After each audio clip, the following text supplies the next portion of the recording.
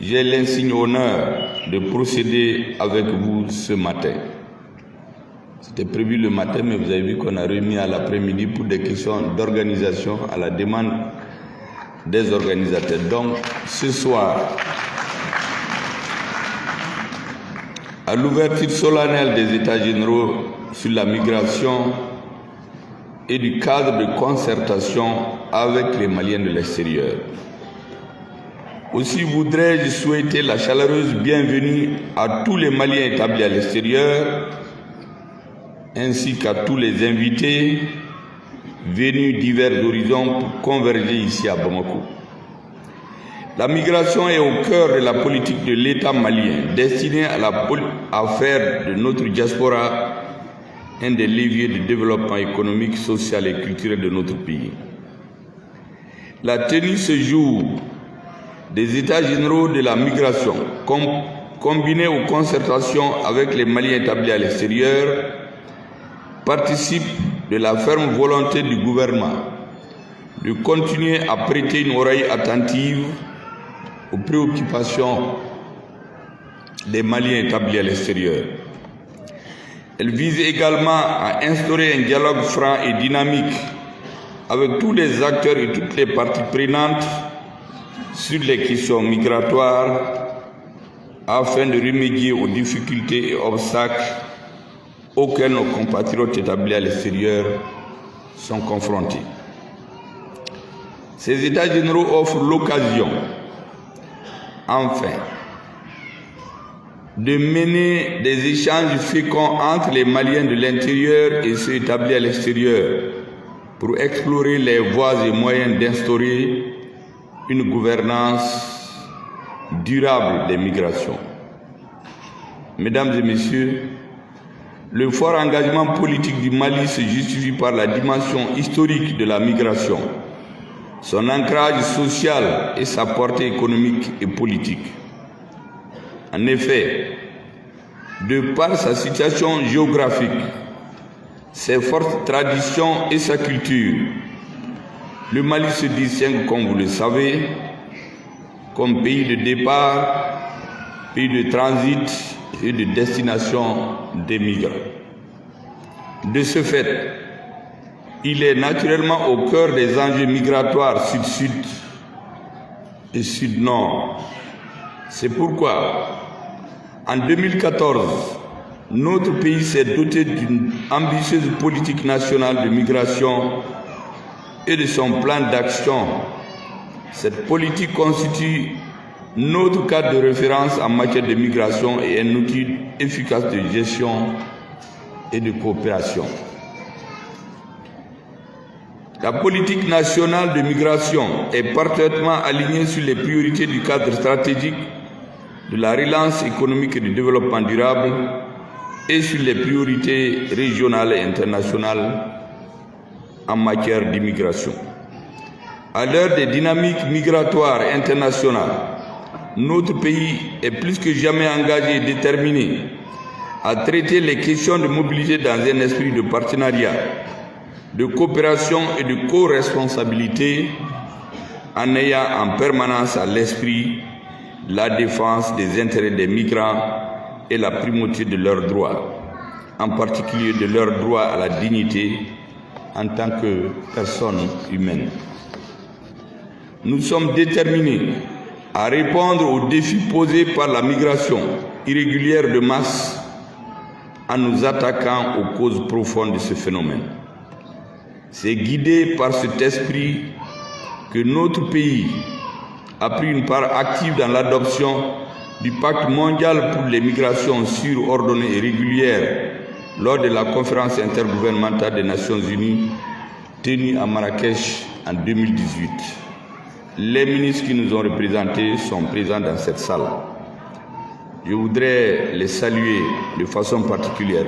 Comme on dit, la continuité de l'État doit être une caractéristique fondamentale de notre pays. S'appuyer toujours sur ce que nos prédécesseurs ont fait, dégager des insuffisances qui ne dépendent pas d'eux pour avancer. Ce pacte est un document fondamental à caractère non contraignant destiné à générer une valeur ajoutée en matière de traitement de la question de migration au plan international. Il constitue une avancée majeure dans la quête du respect des migrants. Mesdames et messieurs, le thème choisi pour les présents États généraux est, je cite, « Mobilité humaine, facteur d'intégration, de développement et d'enrichissement culturel, quelle contribution des Maliens établis à l'extérieur à la refondation de l'État ?» Fin de citation. C'est ça le thème. Le choix de ce thème met en lumière la contribution constante et inestimable des Maliens établis à l'extérieur à l'essor de notre pays, de surcroît depuis l'avènement de la rectification de la transition en mai 2021.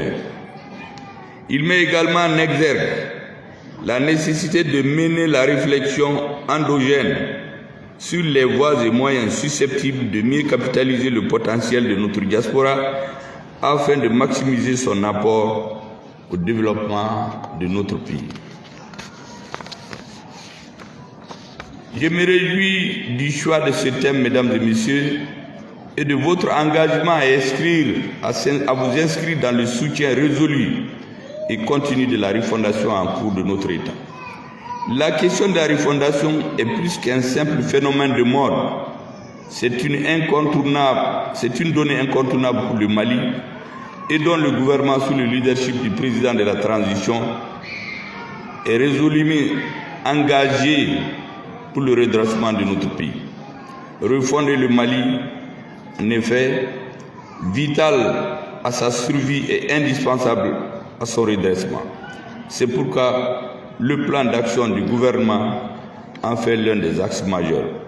Ce plan d'action, comme vous le savez, a été adopté en août 2003 avec l'assentiment nécessaire du Conseil national de transition que je voudrais féliciter ici. L'atteinte des objectifs du plan d'action du gouvernement nécessite l'implication de tous, en particulier de vous, chers compatriotes établis des Maliens à l'extérieur. Notre pays doit d'abord compter sur ses propres efforts, sur l'engagement de tous ses fils et de toutes ses filles, y compris ceux établis à l'extérieur. Dans le processus de refondation en cours de notre pays, aucun segment de notre société ne sera oublié. À cet égard, je me réjouis des réformes que nous avons pu engager consensuellement avec vous, en particulier en ce qui concerne le décret portant détermination du statut du Malien établi à l'extérieur et du migrant de retour. Vous comprenez pourquoi j'ai insisté pour corriger l'appellation Malien établi à l'extérieur. Le décret précise les conditions à remplir pour bénéficier du statut de Malien établi à l'extérieur et du statut de migrant de retour. Il détermine les circonstances dans lesquelles le Malien établi à l'extérieur perd ce statut et précise les conditions dans lesquelles le migrant de retour peut solliciter le soutien de l'État et de ses partenaires pour sa réinsertion socio-économique. L'adoption de ce décret permet également de recentrer l'assistance gouvernementale et des partenaires pour la protection et la sécurisation des migrants dans le cadre de la mise en œuvre de la politique nationale de migration. C'est le lieu pour moi de féliciter le ministre des Maliens établi à l'extérieur et de l'intégration africaine et toute son équipe pour la ténacité et la démarche inclusive avec les organisations des Maliens établis à l'extérieur et d'autres acteurs ayant conduit à l'adoption de cet important texte. Je voudrais saisir cette occasion pour vous rassurer quant à la détermination du gouvernement à poursuivre les réformes pour permettre à nos compatriotes de l'extérieur de jouer pleinement leur partition dans le développement économique, social et culturel du Mali. À cela s'ajoute le droit fil et le rôle que les Maliens établis à l'extérieur ont joué au cours des assises nationales de la refondation tenues en décembre 2021, les assises qui ont recommandé plusieurs mesures de soutien pour la diaspora avec le soutien desquelles vous avez pris une part active et prépondérante. Les assises nationales du Mali sont inscrites avec la plume de l'ensemble des Maliens, y compris donc les Maliens de l'extérieur. Vous pouvez en être fiers, c'est aussi votre document. Mesdames et messieurs, on ne le dirait jamais assez. Les Maliens établis à l'extérieur, estimés à plusieurs millions de personnes, jouent un rôle déterminant dans la vie de notre nation. Vous êtes l'un des piliers centraux de l'édifice national de notre pays. Et notre pays a la chance d'avoir une diaspora pleinement engagée dans les actions de développement et de soutien aux familles. Vous êtes également la vitrine du pays et un vecteur pour le rayonnement du Mali dans nos pays d'accueil respectifs. Dès les premières heures de la rectification de la transition, nous avons mis l'accent sur le rôle primordial des Maliens établis à l'extérieur pour renforcer l'action gouvernementale dans le cadre du processus de refondation souhaité par nos citoyens afin de faire du Mali Koura une réalité tangible. Les États généraux de la migration et le cadre de concertation avec les Maliens de l'extérieur offrent un véritable espace de dialogue et de partage sur les défis et perspectives de notre diaspora et une opportunité de soutenir la refondation de l'État. Un des axes majeurs de cette refondation réside dans l'appropriation collective, mesdames et messieurs, que nous devons faire des trois principes clés édictés par le président de la transition, chef de l'État, à savoir 1. Respecter la souveraineté du Mali.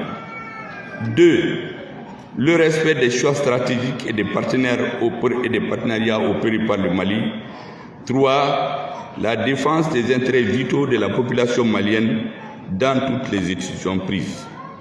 Les travaux des États généraux de la migration et des concertations avec les Maliens de l'extérieur constituent également une occasion pour examiner les projets d'investissement tels que les facilités d'appui à l'investissement productif de la diaspora et les bons de la diaspora.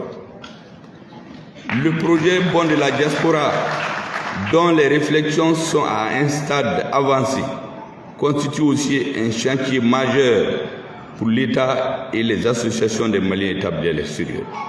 Dans cette perspective, j'invite nos compatriotes établis à l'extérieur et tous les opérateurs économiques à y souscrire afin de soutenir le financement du développement de notre pays par des moyens endogènes, sûrs et sécurisés,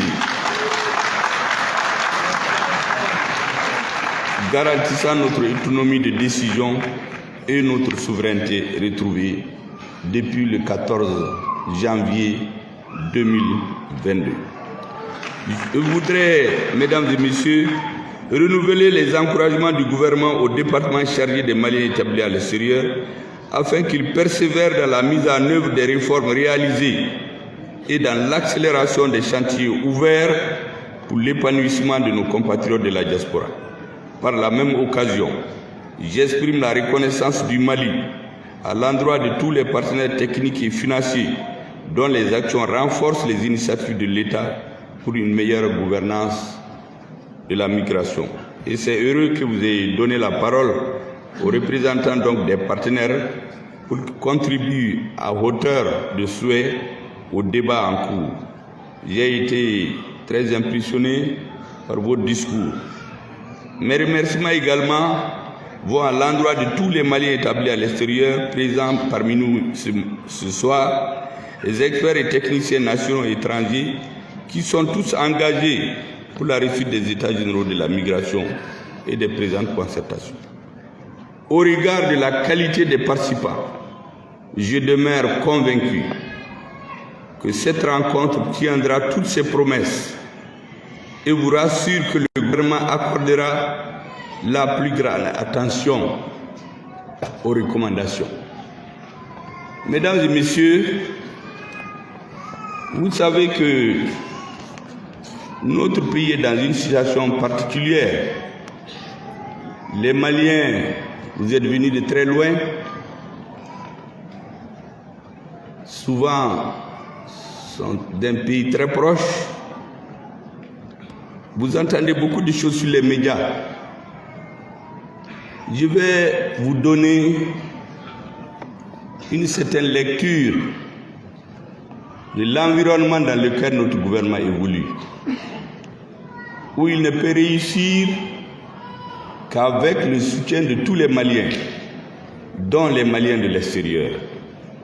Il est bon donc que nous ayons avec vous une lecture partagée de la situation nationale et internationale. La situation actuelle, mesdames et messieurs, se cristallise autour du Niger, qui est menacé d'intervention militaire de la CEDEAO pour rétablir l'ancien président.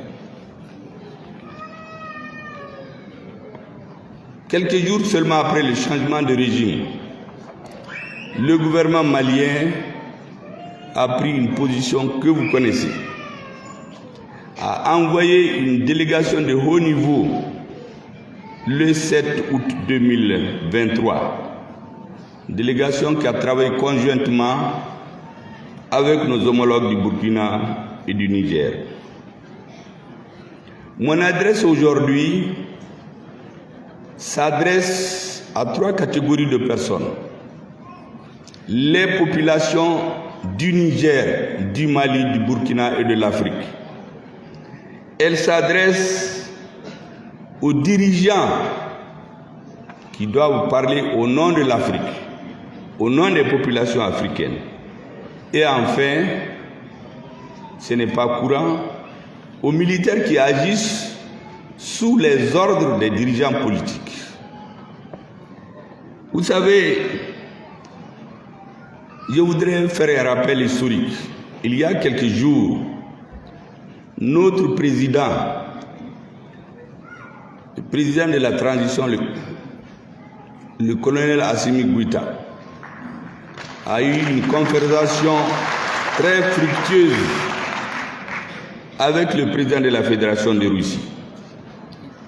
Ils ont appelé à la résolution pacifique de la crise. Ils ont appelé indirectement à se méfier de la guerre. Le 14 août,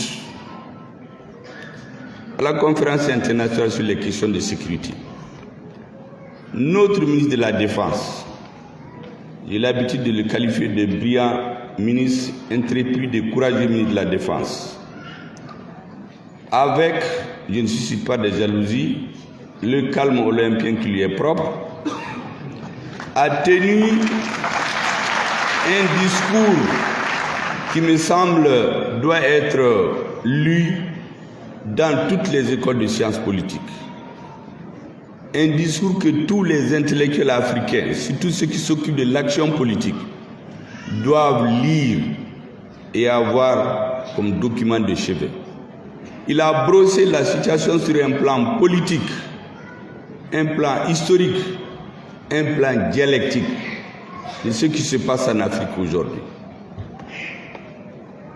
En plus de ce discours, je me permets de vous dire un certain nombre de choses pour le compléter, si c'est nécessaire d'ailleurs, parce que le discours est complet. Et je voudrais vous dire que tout ça, ça participe d'une vision. Nous avons une équipe qui a une vision au Mali.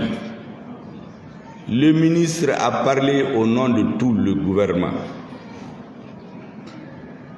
Je voudrais vous dire que au Mali,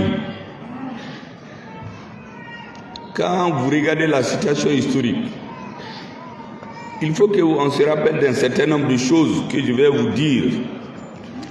Vous savez, au lendemain de la décolonisation, le Premier ministre de la République française, qui a piloté la décolonisation, ancien administrateur colonial, il s'appelle Pierre Mesmer. Il a écrit dans ses mémoires, je cite, « Nous avons donné l'indépendance à ceux qui la demandaient le moins, après avoir éliminé politiquement et militairement ce qu'il a demandé avec le prix d'intransigeance. Ça vous dit quelque chose? Ça dit quelque chose aux Africains? Parce que souvent on nous dit que quand vous voulez cacher quelque chose aux Africains, vous le mettez dans un livre. Nous lisons tous les livres qu'ils écrivent, et surtout ce qui concerne l'Afrique. Je voudrais vous dire une autre citation du général Berthaud. C'est le premier responsable militaire de l'opération Barkhane sur la base de Faya Largeau au Tchad en 2016 à la création de Barkhane. Je plaisante souvent avec les amis en disant que Serval s'est transformé en Barkhane à l'insu des Maliens. Eh bien, après avoir passé les troupes en revue, l'officier français déclare à leur intention: nous sommes venus ici il y a 100 ans.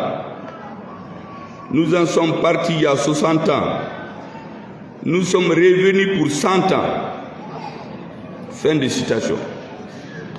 Voilà, mesdames et messieurs, qui est suffisamment clair et explicite pour cerner les objectifs stratégiques de certains pays en Afrique. C'est important que dans le brouillard du discours politique, démocratie, on voit très clairement qu'est-ce qu'il y a en dessous. Parce que si vous ne voyez pas dans cette obscurité, on continuera toujours à nous mettre des lunettes en bois pour être sûr qu'on ne voit rien. Et on va continuer à nous embrouiller.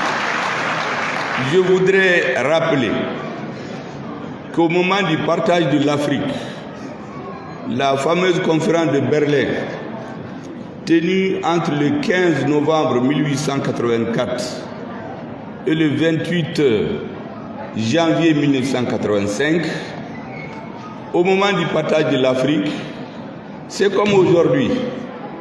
On parle de démocratie. En ce moment, on n'a jamais parlé d'occupation de l'Afrique. On a parlé de commerce, d'amitié, de civilisation. Il y avait ce qu'on appelle la mission civilisatrice de la France.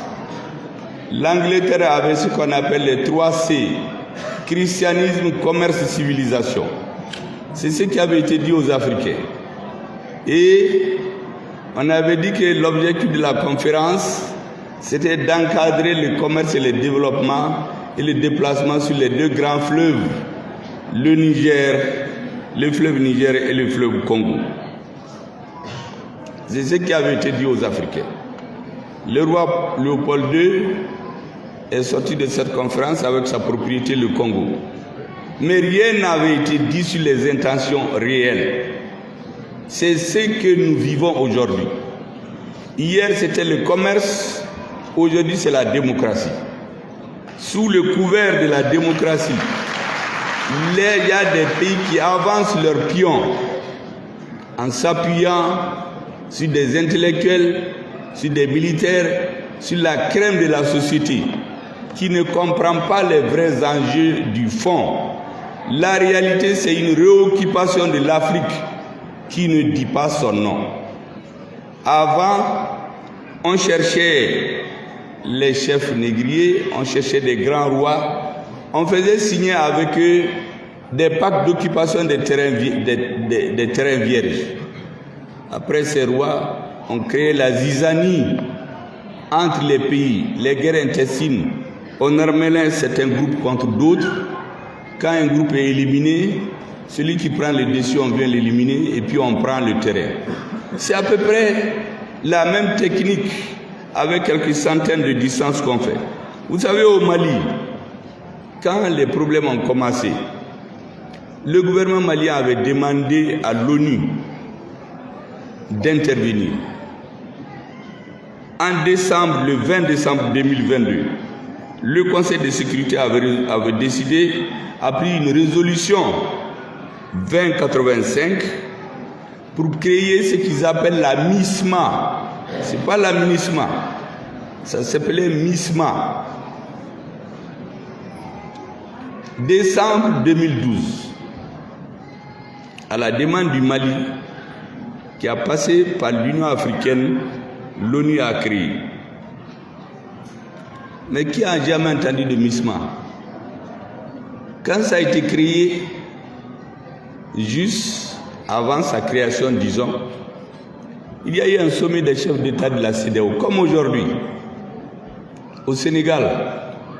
C'était à l'occasion de l'investiture du président Macky Sall. Est-ce que vous savez qu'à ce sommet, comme aujourd'hui, la CEDEAO a décidé de créer une force d'attente de 3000 hommes. Vous savez qu'à ce sommet s'est retrouvé comme par enchantement le ministre des Affaires étrangères de la France, Alain Juppé, qui dit aux Africains, 3000 hommes c'est trop pour juste combattre 500 personnes que vous considérez déstabilisent le Mali. Mais quel est son problème? Que nous prenions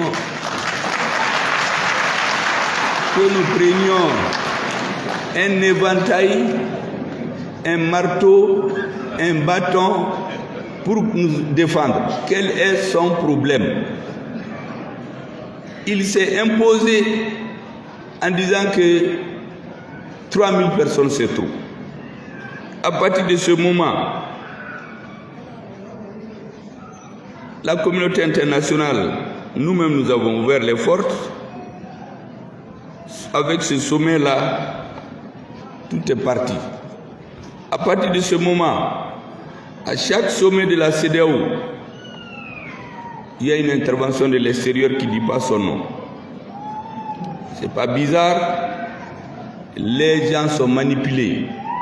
Les Africains de bonne foi, avec des revendications souvent légitimes, sont utilisés, mais pour chercher autre chose.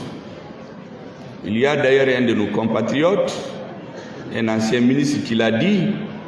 Il dit que la France a promis de faire telle chose, mais qu'ils ont compris après qu'on voulait juste les utiliser pour mettre la main sur le Mali.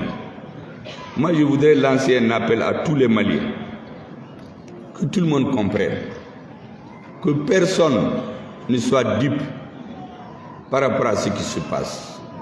Du Sénégal à l'Est africain au Sud africain, c'est les mêmes pratiques, seulement les hommes ont changé.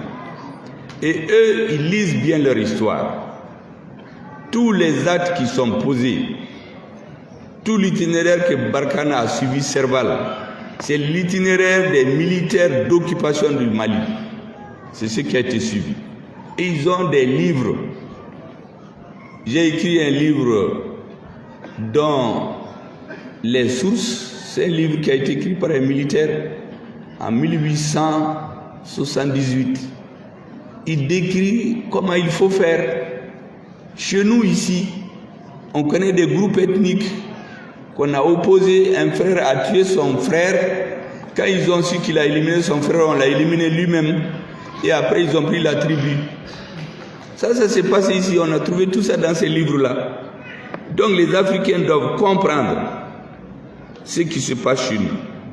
Tous les moyens qu'on a refusés à la MINUSMA, on est venu les donner à la MINUSMA en avril 2023 avec la résolution 2100. La MINUSMA 2023, la résolution 2100 d'avril 2023 a remplacé la MINUSMA qui est restée sur papier. Donc tant que les Africains voulaient eux-mêmes faire quelque chose, on ne leur a pas donné les moyens, on a saboté, après on a créé un machin qu'on pilote eux-mêmes. Aujourd'hui, quand vous entendez les gesticulations de la CEDEAO, en réalité ce n'est pas la CEDEAO, ils n'ont pas les moyens humains, matériels, financiers, mais ils comptent faire une guerre par procuration au Niger pour le compte d'autres pays. Au Mali, Quand, dans le cas de la MINUSMA, les autorités de transition ont fait appel à la France pour nous aider, ils ont demandé un appui aérien et en information. Il n'était pas question d'amener des hommes sur terre. Qu'est-ce qu'on a vu?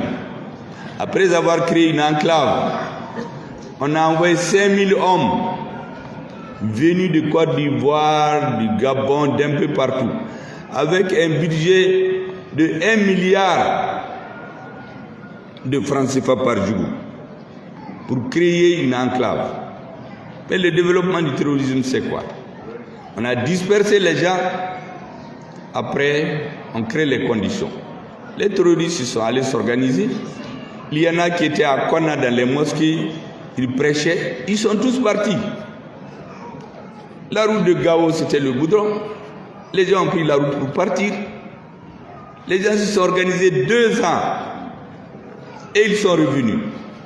Aujourd'hui, on parle des Peuls, mais en réalité, au début, c'était les chefs et les grands marabouts Peuls qu'on assassinait. 2014, 2015, pour terroriser les Peuls. Et les Maliens se rappellent que le premier représentant des terroristes dans le sud du Mali, ce n'était pas un Peul, c'était un Keïta, donc quelqu'un du Malien du sud. Mais comment les gens faisaient? Après avoir bien temps terrorisé les Peuls, les faire peur, les amener à se replier sur eux-mêmes, on organise des expéditions sur les hameaux Dogon. On tue, on brûle tout et on fait semblant de se cacher chez les Peuls. Les Dogons ont fini par chercher à se défendre. En se défendant, eux aussi s'en prennent aux Peuls. Et donc, quand le sang est versé une fois, c'est un poison. Donc nous nous sommes retrouvés avec la guerre civile. Mais pourquoi les Peuls? Les Peuls, c'est le groupe ethnique le plus étendu, depuis l'Afrique du centre jusqu'à l'ouest. Ils sont partout. C'est notre histoire. Deuxièmement, les Peuls, c'est une ethnie très réfractaire à la suggestion. Ce sont des guerriers. Donc, en créant le problème Peul, on a la solidarité de tous les chefs d'État de la sous-région qui sont d'origine Peul. Au Mali, il n'y a pas de famille, il n'y a pas un Peul. Et il n'y en a pas. Comme partout en Afrique. C'est pourquoi vous entendez certains chefs d'État, parce qu'ils sont Peul, mais moi je dis sans Peul. Moi je suis Peul, Touareg, Arabe, Sonraï. J'ai des arrière-grands-pères, quand vous les regardez, ce sont des Touaregs. Il y en a qui sont des Arabes, ils sont blancs. J'ai des grands-mères, ils ont les cheveux blancs, ils n'ont rien à voir avec nous. Donc je peux dire que je suis Peul aussi. Il y a une des tantes qui me disent, ma mère, que moi je ne suis pas un Diallo, je ne suis pas un Méga. Elle me dit toujours Diallo. Parce que quand elle voit ma mère, elle dit, mais celle-là n'a rien à voir avec toi. Je dis, mais moi je ressemble à mon père. Mais elle a pris les gènes de la famille. Quand vous la voyez, on dirait une femme touareg. Mais son mari, c'est un Sonraï noir. Et je suis allé avec. Donc vous entendez des chefs d'État en Afrique de l'Ouest, comme j'ai qualifié récemment certains opposants en dignards triomphants, qui se lèvent pour nous dire qu'il y a un génocide Peul dans tel ou tel pays. Qu'ils ne sont pas d'accord. Mais lui là, il vient d'où? Ce monsieur-là. Le Mali, c'est un pays de Peul. Tous les terroristes ne sont pas Peul. Et tous les Peuls ne sont pas terroristes. L'objectif, c'est de créer cette situation de zizanie dans nos pays. Et comme c'est l'ethnie la plus répandue, quand vous tuez un Peul au Mali, un autre Peul va se plaindre au Cameroun, un autre va se plaindre en Guinée, et il y a des chefs d'État qui sont des mélanges Peul, qui se croient obligés de rentrer dans un débat dans lequel ils ne comprennent rien du tout. Ils se disent seulement, moi je suis d'ascendance Peul, donc on est en train d'éliminer mon ethnie. Vous savez, la religion et l'ethnie, c'est deux domaines, quand l'homme y rentre, il perd la raison. Quand on vous dit qu'on a tué votre frère, vous ne cherchez pas à comprendre. à cause de son ethnie. Quand on dit qu'on l'a tué à cause de sa religion, vous ne cherchez pas à comprendre. Vous aussi, vous cherchez à vous venger. Et quand le sang coule, comme je l'ai dit, ça devient du poison. Voici comment on a répandu cette histoire de terrorisme Peul dans nos pays. Et beaucoup de jeunes Peuls qui ne comprennent rien, souvent en voulant se venger ou défendre leurs parents, sont rentrés là-dedans. Mais en fait, on les utilise. On est dans une période historique où des gens cherchent à régler leurs problèmes à la dimension de l'histoire. Ce monsieur ne voit que sa maison. On est venu tuer sa mère, ce Sonraï, ce Dogon, ce Touareg, ce Tarab. Mais en réalité, il y a quelqu'un derrière qui tire les ficelles, qui a intérêt. Le Mali, c'est un melting pot. Un Arabe a sa maison à Bamako, personne n'est plus malien que lui. Idem pour un Touareg et ainsi de suite. Moi, j'étais à Gao, Premier ministre, mais toutes les ethnies m'ont accueilli là-bas. Les Arabes, les Touaregs, toutes les Touaregs, ils sont très variés, mais toutes les composantes, je les connais. Les oreilles, les Peuls, ils n'ont pas de problème entre eux. Donc c'est important que vous compreniez cet aspect-là. Parce qu'ils sont en train de mélanger tout et on se trouve avec des dirigeants qui sont utilisés pour faire des guerres. La finalité, c'est quoi? Avec la guerre civile, c'est de démoraliser la population, discréditer l'armée, qu'on va qualifier d'armée ethnique. Et à la fin, les combattants aussi. Vous savez ce qu'on appelle au Burkina les VDP, qu'un certain président s'est permis de qualifier de milice. Vous savez, en Occident, pendant la guerre 40-45, c'est les civils qui faisaient la guerre, on les appelait des partisans. Ça, c'est le signe même de patriotisme. Quel mal il y a si dans un pays, au Mali, c'est pas comme ça, mais chez eux, ils décident de créer leurs partisans. Ils ont décidé de les appeler, pas partisans, mais volontaires, VDP, volontaires pour la défense de la patrie. Est-ce que quelqu'un a le droit de les qualifier de milices? À partir du moment où ils répondent à l'État, ils sont formés par les militaires, ils sont encadrés par les militaires, ils se sont engagés pour défendre leur patrie. Mais pour discréditer, pour démoraliser, on trouve un Africain qui vient dire bon, ça c'est des miliciens, d'ailleurs ils sont très faibles, d'ailleurs les terroristes sont plus forts, ils sont plus aguerris que nos armées. Ça c'est une façon de démoraliser les militaires, de les désorganiser. Au front, quelqu'un qui se met à tenir un discours comme ça devant les soldats, il est en train directement ou indirectement de pactiser avec l'ennemi. Il y a des militaires dans la salle qui le savent très bien. Comment vous pouvez venir dire attention, nos ennemis là sont trop forts? Vous savez, chez nous, pendant la période coloniale, les Blancs ont pris un enfant de Samori, on l'a amené en Europe. Quand ils l'ont lavé le cerveau, quand il est revenu, il a voulu expliquer qu'en réalité, ceux-ci sont trop forts, ce n'est pas la peine de les combattre. Mais Samori a dit de l'exécuter. Il est venu les démoraliser et les trahir. Donc, c'est important que les Maliens comprennent cela et qu'il ne faut pas du tout que quelqu'un qui s'engage pour défendre notre patrie, qu'on cherche à le démoraliser. Il faut au contraire le soutenir. Et c'est pourquoi, quand je parlais au peuple, c'est vraiment au peuple que je voulais expliquer. Mais les dirigeants, aujourd'hui, la menace contre le Niger, le Mali se tient bien sûr à ses côtés. Notre président l'a dit, notre gouvernement l'a dit. Mais quand vous regardez l'Algérie, le Tchad, la Russie, l'Allemagne, l'Italie, ce sont clairement dit qu'ils sont contre. Tous ont dit clairement qu'ils sont contre. Les États-Unis, dans une moindre mesure, ont dit qu'ils sont contre. D'ailleurs, pour quelqu'un qui comprend, quand vous déléguez un ambassadeur, elle va présenter ses lettres de créance à qui? C'est au président en place. C'est une façon de dire qu'eux, ils ne sont pas d'accord sur l'option armée. Et d'ailleurs, à la conférence de Berlin, pour mémoire, le 15 novembre 1984, vous savez que le représentant de l'Amérique a dit, mais curieusement, je ne vois pas d'Africains ici. Il était étonné qu'il n'y ait pas d'Africains. C'est à peu près ce qui se passe au Niger. Et ils sont étonnés que certains Africains veulent aller faire la guerre. Donc, l'Amérique, le Nigeria, je voudrais ici, de façon spécifique, saluer les autorités religieuses et légitimité tradition du Nigeria. C'est ça la société. Elles sont en train de dire à leurs dirigeants, nous n'allons pas nous tuer entre nous et nos frères. Mais à la frontière, c'est les mêmes peuples. Je voudrais seulement dire aux Nigériens, au Niger, de tenir bon.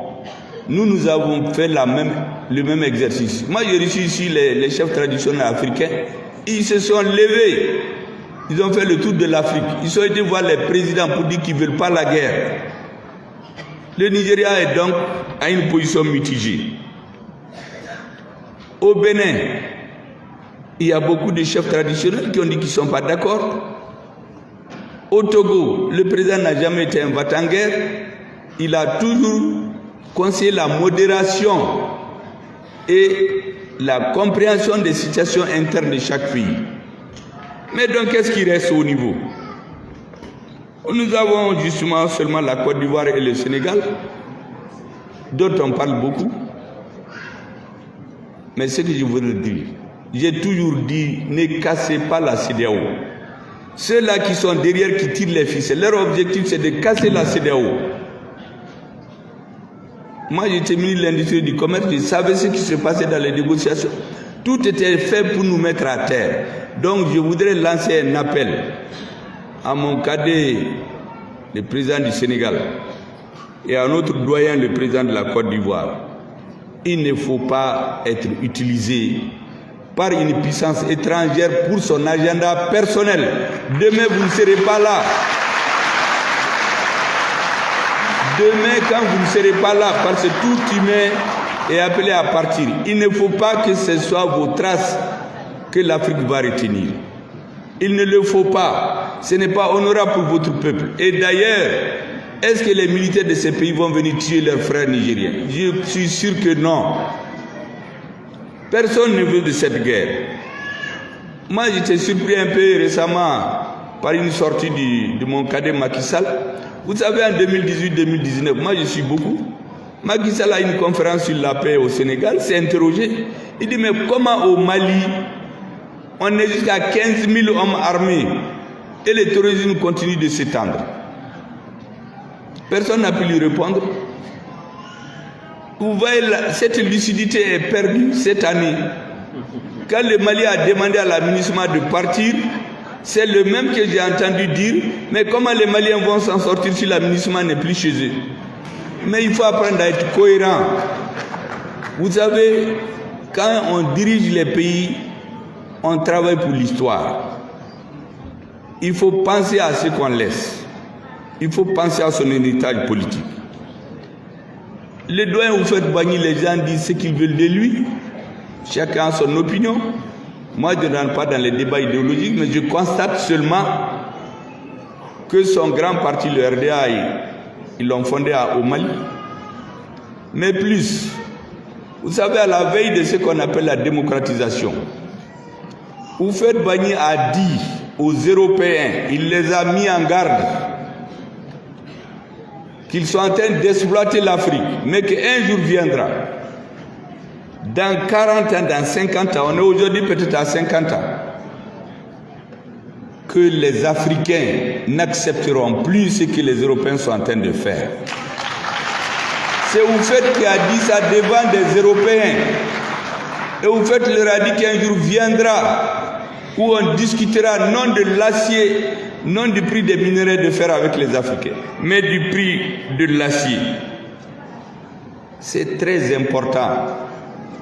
Dans tous nos pays, quand vous fouillez dans l'histoire, vous trouvez que les Africains se sont révoltés contre l'injustice. Maintenant, nous avons des nouveaux dirigeants. La jeunesse ne veut plus ce qui s'est passé par le passé. Elle n'en veut plus. Il faut changer de paradigme.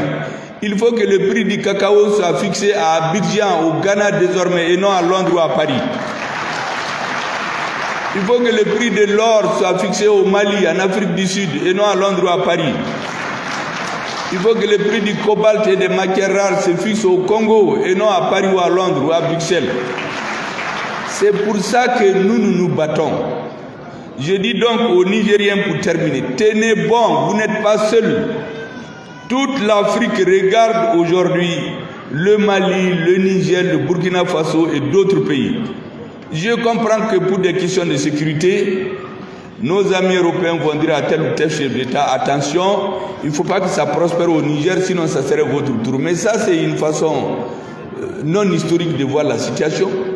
Un président qui travaille bien, il s'entend avec son armée, il n'y aura pas de problème. Mais un président qui vient dire à son armée de baisser les armes, parce que les terroristes sont plus forts que lui. On appelle les gens pour vous aider, le terrorisme s'étend. Mais l'armée est obligée de prendre ses responsabilités. Et je finis par vous dire que l'armée ne peut pas à elle seule prendre une situation en main. Il lui faut être avec son peuple. Les Nigériens sont majoritairement aujourd'hui pour le changement.